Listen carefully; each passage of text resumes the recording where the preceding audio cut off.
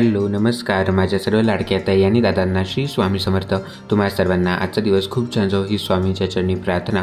मी गजानन नायक तुम्हा सर्वांचे माझ्या यूट्यूब चॅनलवरती मनापासून स्वागत करत आहे। लवकरच आपला मार्गशीर्ष गुरुवाराला सुरुवात होणार आहे, तर हे आपण गुरुवार कशा प्रकारे करावे किंवा पूजा मांडणी आपण कशा प्रकारे करावी याबाबत संपूर्ण माहिती तुम्हाला या व्हिडिओमध्ये मिळणार आहे। जर व्हिडिओच्या माध्यमातून तुम्ही माझ्या चॅनलवरती नवीन आले असाल तर चॅनलला सबस्क्राइब करून कमेंटमध्ये श्री स्वामी समर्थ नक्की लिहा। मार्गशीर्ष महिन्यात देवी लक्ष्मीची पूजा आणि व्रत करण्याची प्रथा आहे। महिला या काळात गुरुवारचे महालक्ष्मी व्रत करतात। मार्गशीर्ष महिन्यात येणाऱ्या प्रत्येक गुरुवारी चौरंगावर देवी लक्ष्मीची मूर्ती किंवा फोटो ठेवून पूजेची मांडणी केली जाते। अशा प्रकारे महालक्ष्मीचे पूजन मनोकामना प्राप्तीसाठी मार्गशीर्ष महिन्यात केले जाते। देवी लक्ष्मीची आपल्या कुटुंबावर कृपा राहावी व घरात भरभराट व्हावी, सुख समृद्धी असावी यासाठी ही पूजा आणि व्रत केले जाते। भक्तांनी पूर्ण समर्पणाने आणि विश्वासाने महालक्ष्मी व्रत केले तर देवी प्रसन्न होते व सर्व इच्छा पूर्ण करते अशी मान्यता आहे। यावर्षी मार्गशीर्ष महिन्यातील पहिला गुरुवार हा 27 नोव्हेंबरला आलेला आहे। मार्गशीर्ष महिन्यातील गुरुवाराचे व्रत हे दर गुरुवारी पूजा मांडून केले जातात। यासाठी तुम्हाला गुरुवारी सकाळी लवकर उठून स्नान झाल्यानंतर स्वच्छ वस्त्र घालावे लागतील। त्यानंतर आपल्या घरातील देवांची पूजा करावी। महालक्ष्मी व्रत पूजेसाठी देवघराच्या बाजूला चौरंग ठेवावा। चौरंगावर लाल रंगाचे वस्त्र अंथरावे। चौरंगाच्या बाजूला रांगोळी काढावी। चौरंगावर महालक्ष्मीची मूर्ती किंवा फोटो ठेवावा। मग एका तांब्याचा कलश घ्यावा, त्यात 1 रुपयाचे नाणे टाकावे। कलशाला हळद कुंकू लावावे व त्यात 1 नारळ ठेवावा। काही जण या नारळाला सजवून देवीचे रूप देतात। तुम्ही तुमच्या पद्धतीनुसार नारळ सजवावा किंवा नुसता ठेवावा।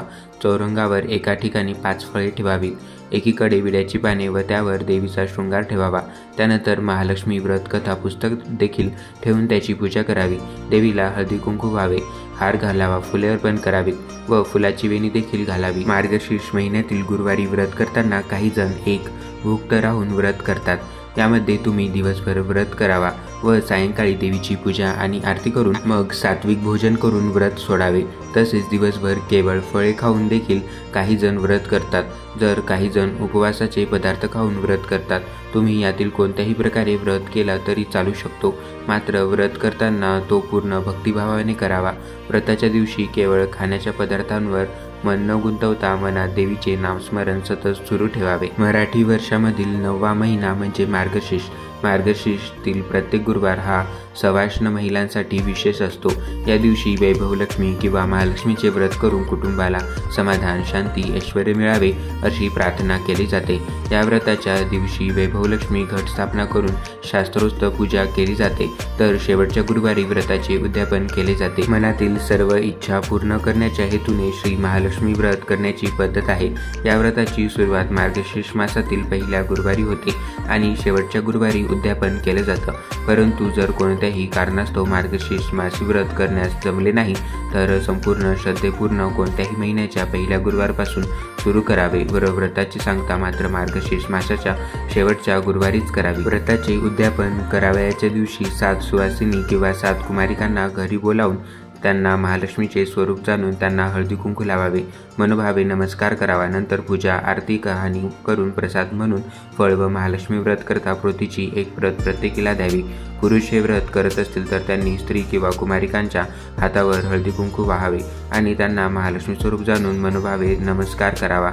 शक्य असल्यास ब्राह्मणांना भिक्षा, वस्त्र आणि दक्षिणा देऊन त्यांच्याकडून आशीर्वाद घ्यावा। व्रत करणाऱ्या जातकाने मनाने आनंदी व शरीराने शुद्ध असणे आवश्यक आहे। गुरुवारी व्रत करताना चित्त शांत व आनंदी वृत्ती असावी। सर्वांशी प्रेमाने वागावे तसेच प्रसन्न राहावे। काही कारणामुळे गुरुवारी पूजा आरती कहाणी करणे शक्य नसेल तर दुसऱ्याकडून करून घ्यावी। उपवास मात्र स्वतः करावा। मार्गशीर्ष महिना आता सुरू झालेला आहे।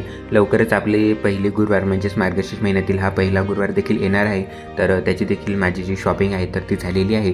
तर त्याचा देखील व्हिडिओ तुम्हाला लवकरच पाहायला मिळेल की मी जे महालक्ष्मी देवीचे मुखोटे किंवा जे महालक्ष्मी देवीचे वस्त्र आहेत तर ते कुठून घेतले याबाबत देखील मी तुमच्यासोबत एक व्हिडिओ शेअर करेल, जेणेकरून तुम्हाला देखील ते ऑनलाईन साहित्य बनवता येईल।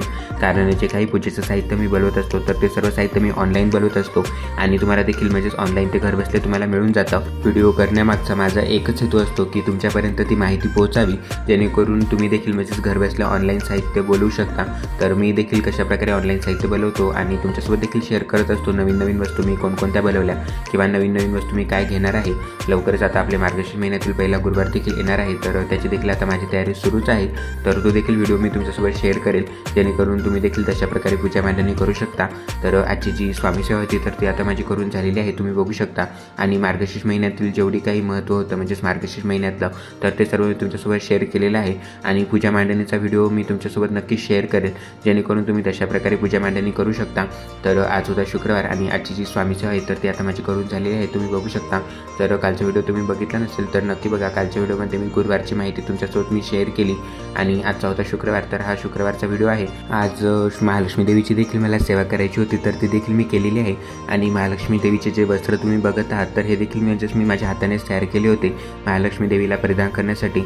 आणि अशा प्रकारे जेव्हा आपण वस्त्र देवांना परिधान करतो तर आपले देव देखील दिसायला खूप छान दिसतात आणि त्यांना बघून आपलं मन देखील प्रसन्न होतं। तर आजची जी सेवा होती तर ती आता माझी कंप्लीट झालेली आहे। यानंतर आता मी जॉबला जाईल आणि त्यानंतर जे डेलीचं रुटीन आहे तर ते दररोजच्या सारखंच राहतं।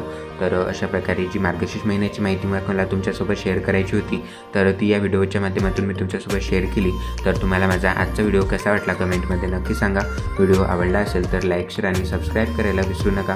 भेटू अशाच नवनवीन माहितीपूर्ण व्हिडिओंसोबत, तोपर्यंत सर्वांना पुन्हा एकदा श्री स्वामी समर्थ।